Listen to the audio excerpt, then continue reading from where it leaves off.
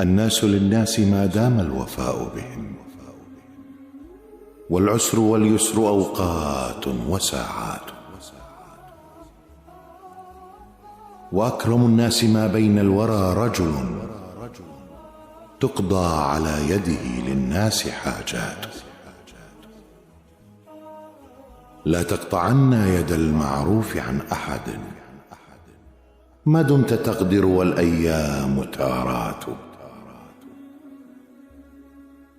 واذكر فضيلة صنع الله إذ جعلت، إليك لا لك عند الناس حاجات. قد مات قوم وما ماتت فضائلهم، وعاش قوم وهم في الناس أموات. ضع قلبك في كل مكان وتخيل أثر الإحسان أن تأتي بعطاء يديك.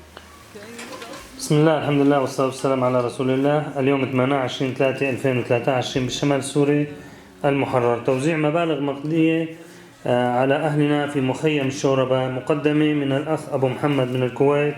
جزاكم الله عنا كل خير وجعل عملكم في ميزان حسناتكم، إنه ولي ذلك والقادر عليه. الله يجزيكم الخير ويكتب أجركم ويجعل عملكم في ميزان حسناتكم يا رب، ويجعلكم من عتقاء شهر رمضان إن شاء الله تعالى. جزاكم الله عنا كل خير. يصعب تحديد العنوان.